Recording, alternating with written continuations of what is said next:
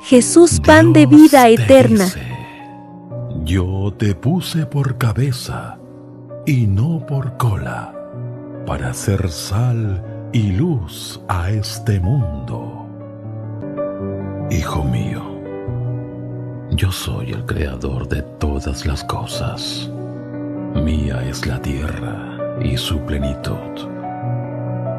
Yo las diseñé.